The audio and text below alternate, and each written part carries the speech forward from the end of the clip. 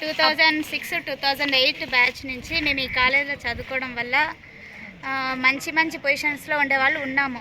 కానీ కాలేజ్ కూడా మేము కాలేజ్కి ఏమి ఇచ్చినాం అనేది మేము క్వశ్చన్ చేసుకోవాలి. కాలేజ్ మాత్రం మాకు చాలా ఇచ్చింది. నాట్ ఓన్లీ నాలెడ్జ్, అన్ని కాలేజీలు నాలెడ్జ్ ఇస్తాయి. లక్షలు కట్టి డబ్బులు కట్టి చదువుతాం ప్రైవేట్ కాలేజ్లో, వాళ్ళు నాలెడ్జ్ మాత్రమే ఇస్తారు. కానీ మా కాలేజ్ జూనియర్ కాలేజ్ మాకు చదువుతో పాటు నైతిక విలువలు ప్లస్ ఆర్థిక సహాయం కూడా చాలా మందికి చేశారు. చాలా మంది ఆ సహాయం పొంది కూడా మంచి మంచి ప్రొఫెషన్స్లో సెటిల్ అయినారు.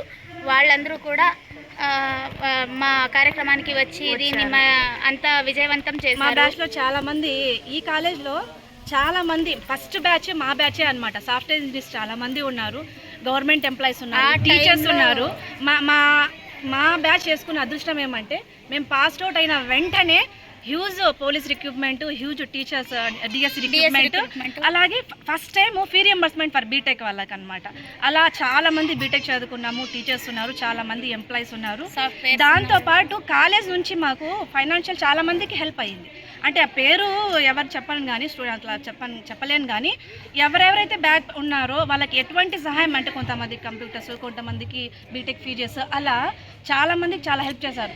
ఇంకోటి ఈ కాలేజ్లో మాకు కమ్యూనికేషన్ స్కిల్స్ అనేది అప్పటికే లీడర్షిప్ స్కిల్స్, కమ్యూనికేషన్ స్కిల్స్, మేము ఎక్కడైనా బాగా రాణించగలుగుతున్నామంటే మాకు పడిన బునాది అట్లాంటిదే. ఏ స్టేజ్ మీదైనా మేము మాట్లాడగలం, అంత శక్తి మాకు అప్పుడే ఇచ్చేసారు మా సార్ వాళ్ళు మాకు. ఇంకోటి ఏమంటే అప్పట్లో మాకు లీడర్షిప్ క్వాలిటీస్, స్టేజ్ ఫియర్ లేకుండా ప్రతి ఒక్కరికి రోల్స్ ఇచ్చి లీడర్గా, స్టేజ్ ఫియర్ లేకుండా మా బ్యాచ్లో చాలామంది ఉన్నారనమాట. స్టేజ్ ఫియర్ లేకుండా పబ్లిక్ స్పీకింగ్ మాట్లాడే వాళ్ళు చాలామంది ఉన్నారు.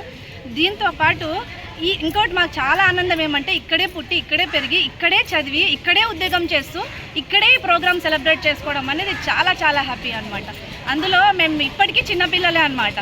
ఈ మనం గెట్ టుగెదర్ చేసుకుంటామంటే, మేము వర్క్ చేసుకుంటామంటే ఒకసారి 3 గంటల వరకు నిద్ర పట్టేది కాదనమాట. ఆ మెమోరీస్ మాకు అప్పట్లో మేము చదివిన చదువు, మాకు ఇక్కడ చదువు మాత్రమే దొరకలేదు, చాలా ప్రోగ్రామ్స్ జరిగాయి. అంటే collectors, commissioners, intermediate commissioners, collectors, police department, head of the department, చాలామంది విఐపీస్, పొలిటీషియన్స్ చాలామంది ఈ కాలేజ్కి విజిట్ చేశారు. మేము చదివేటప్పుడు అన్ని ప్రోగ్రామ్స్ మేము చేసాం. అందుకోసం మాకు చాలా మెమోరీస్ ఉన్నాయి ఈ కాలేజ్లో. అప్పట్లోనే out of the state program కూడా ఒకటి జరిగింది. అక్కడికి మా లెక్చరర్స్ మా బ్యాచ్ స్టూడెంట్స్ని కొందరిని సెలెక్ట్ చేసుకొని తీసుకొని పోయి అక్కడ కూడా ప్రోగ్రామ్ చేసి వచ్చారు. కాబట్టి కళ్యాణ్ దుర్గం అనే ఒక ఊరిలోనే కాకుండా మేము ఆ స్టేజ్లోనే మాకు ఈ ప్రపంచాన్ని పరిచయం చేసిన మా గురువులకి మేము ఏమిచ్చి రుణం తీర్చుకున్నా అది తీరదు.